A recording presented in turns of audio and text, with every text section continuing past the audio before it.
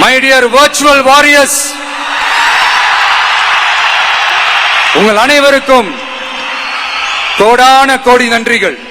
நன்றி கடன் செலுத்துறதுக்காக அரசியலுக்கு வந்த உங்க விஜய, இந்த விஜய, நீ வா விஜய், நாங்களா இருக்கோம், பாத்துக்கிறோம். விஜய் தம்பி நீ வா, நாங்க இருக்கோம். விஜய் தம்பி நீ வா, நாங்க இருக்கோம். அண்ணா நீ வாடா, நாங்களா இருக்கோம். நண்பா நீ வா நண்பா, நாங்களா இருக்கோம் சொல்லி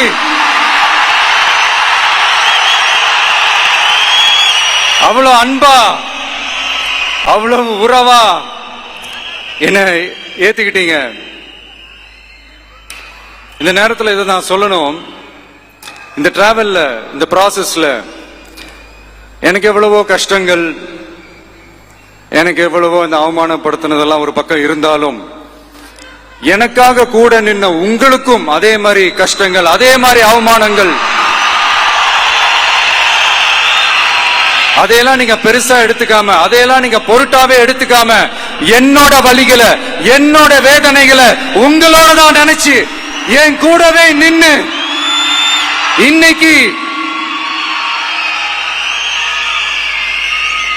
சி ஜோசப் விஜய் எனும் நான்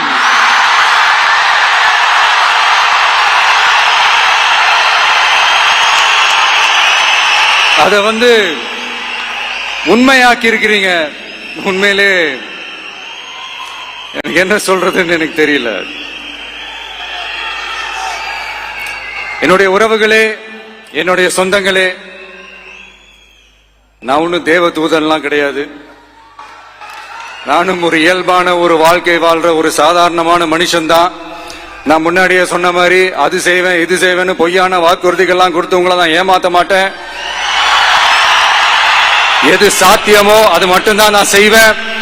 இம்மிடியட்டா உங்க மனசுல ஒரு கேள்வி ஒண்ணு வரலாம், அப்ப சாத்தியம் இல்லாததை செய்ய மாட்டாங்களா, செய்ய முடியாதா அப்படின்ற ஒரு கேள்வி ஒண்ணு வரலாம். இத்தனை கோடி மக்கள் என் கூட இருக்கும் போது எது வந்தாலும் பாத்துக்கலாம், என்ன வந்தாலும் பாத்துக்கலாம் அப்படின்ற அந்த கான்பிடன்ஸ் என் மனசுல இருக்கு. இன்னொரு விஷயமும் நான் இங்க சொல்லணும். இன்னைக்கு நம்ம தமிழ்நாடு கவர்மெண்ட் இருக்கிற அந்த நிலைமையை பத்தி நான் உங்ககிட்ட நான் சொல்லணும். கிட்டத்தட்ட 10 லட்சம் கோடிக்கு மேல கடன் வாங்கி வச்சுட்டு போயிருக்கிற இன்னைக்கு அந்த தமிழ்நாடு அரசு இருக்கிறப்போ, கஜானாவை சுத்தமா தொடச்சி வலிச்சு வச்சுட்டு போயிருக்கிறப்போ, தூக்க முடியாத சுமையை ஏத்தி வச்சுட்டு போயிருக்கிறப்போ,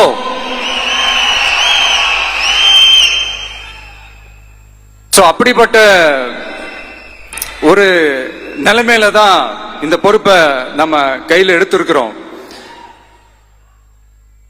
உடனே நீங்க நினைக்கலாம், என்னடா இவர் ஏதோ பொறி வச்சு பேசுறாரா அப்படின்ட்டு. அப்படிலாம் எதுவுமே கிடையாது. உள்ள போய் பார்த்தா தான் தெரியும் எது எந்த நிலைமையில இருக்குன்னு, என்ன இருக்கு என்ன இல்ல, எது எந்த நிலைமையில இருக்கு எது எந்த நிலைமையில இல்ல. சோ அதையெல்லாம் பார்த்துட்டு உங்களுக்கு ஒரு வெள்ளை அறிக்கையா அதை வெளியிடணும்னு நான் நினைக்கிறேன். ஒரு டிரான்ஸ்பரண்டான ஒரு கவர்மெண்டா, அதாவது இன்னைக்கு நம்ம தமிழ்நாடு கவர்மெண்ட் இந்த நிலைமையில தான் இருக்கு அப்படின்றத உங்ககிட்ட சொல்லிட்டு I just want to take it forward from there. அதைத்தான் நான் முதல்ல செய்யணும்னு நினைக்கிறேன். இந்த மூஞ்ச மூடிக்கிட்டு போய் சந்திக்கிறதோ, என்ன இந்த மறைமுகமா உங்களுக்கு தெரியாம போய் சந்திக்கிறதோ அப்படிலாம் நான் செய்ய மாட்டேன். எதுவா இருந்தாலும் வெளிப்படையாக ஒளிவு மறைவு இல்லாம தான் நான் செய்வேன். இவ்வளவு பெரிய ஒரு பொறுப்பை என் கையில கொடுத்திருக்கிறீங்க. அதே நேரத்தில் எனக்கு கொஞ்சம் அவகாசமும் நீங்க கொடுக்கணும்னு நான் ரிக்வெஸ்ட் பண்ணி கேட்டுக்கிறேன். நான் சொன்னதையெல்லாம் படிப்படியா நிறைவேற்ற நான் ட்ரை பண்ணுவேன், நிறைவேற்றுவேன். அதே நேரத்தில் எனக்கு கொஞ்சம் அவகாசம் கொடுத்தீங்கன்னா எனக்கு கொஞ்சம் உதவியாகவும் ஒத்துழைப்பாகவும் இருக்கும். இது உங்களுடைய ஆட்சி. பெண்கள் பாதுகாப்பை ரொம்ப ஸ்ட்ரிக்டா வச்சிருப்பேன். போதைப் பொருள் கலாச்சாரம் அதை கண்ட்ரோல் பண்றதுக்கு என்னென்ன ஸ்டெப்ஸ் எடுக்கணும், என்னென்ன முயற்சிகள் எடுக்கணும், இன்னிலிருந்து அதை நான் எடுப்பேன்.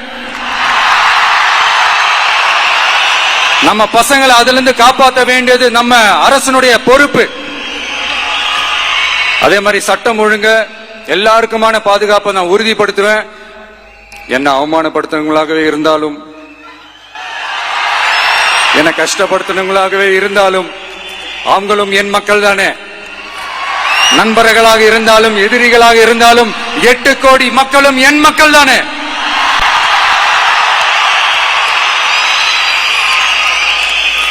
அது மாதிரி இந்த அடிப்படை விஷயங்கள், கல்வி, ரேஷன், மருத்துவம், குடிநீர், சாலை வசதி, பஸ் வசதி, இந்த மாதிரி விஷயங்கள்ல தான் என்னுடைய முதல் கவனம் செலுத்தணும்னு எனக்கு தோணுது. நான் முன்னாடியே சொன்ன மாதிரி மக்கள் பணத்துல இருந்து ஒரு பைசா கூட நான் தொட மாட்டேன். எனக்கு அது அவசியமும் இல்ல. அது உங்களுக்கு நல்லாவே தெரியும். இந்த விஜய் தப்பு பண்ண மாட்டான், தப்பு பண்ணவும் விட மாட்டான். அது யாராக இருந்தாலும் சரி, என்னோட கவர்மெண்ட்ல என் கூடவே இருக்கிறவங்களாகவும் சரி, விட மாட்டான். சப்போஸ் யாருக்காவது அப்படி ஒரு எண்ணம் மனசுல இருந்துச்சுன்னா, நம்ம ஜெயிச்சுட்டோம், ஒரு ஆட்டம் ஆடி பார்க்கலாம் அப்படின்ற எண்ணம் யாருக்காவது இருந்துச்சுன்னா இப்பவே இந்த நிமிஷமே அதை எரேஸ் பண்ணிருங்க.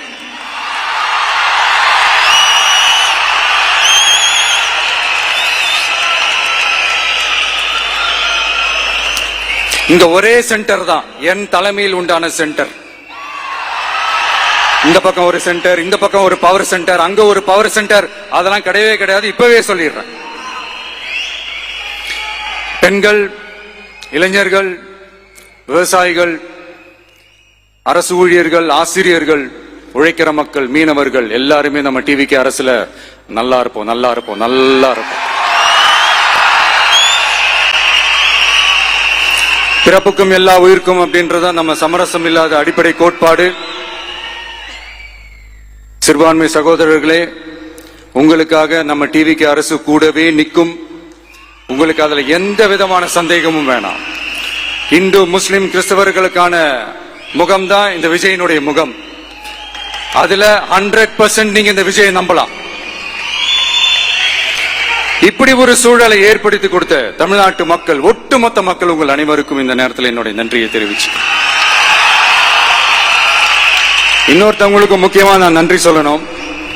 அது இந்த விஜய் மாமாவோட குட்டி நண்பா, நண்பி.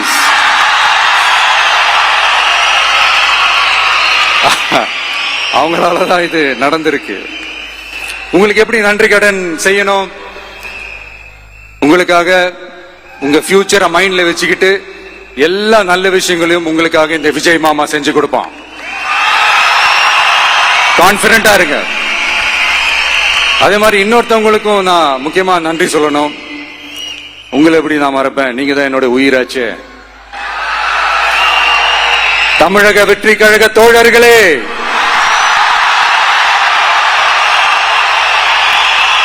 உண்மையில சொல்லணும்னா நீங்க இல்லைன்னா எதுவுமே இல்லை. என்னோட கழக தோழர்களுக்கும், கழக நிர்வாகிகளுக்கும், வாக்கு சாவடி முகவர்களுக்கும், மை டியர் வர்ச்சுவல் வாரியர்ஸ், உங்கள் அனைவருக்கும் கோடான கோடி நன்றிகள்.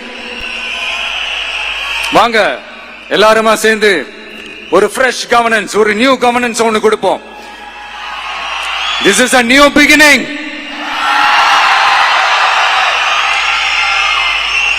A new era of a real secular social justice starts now.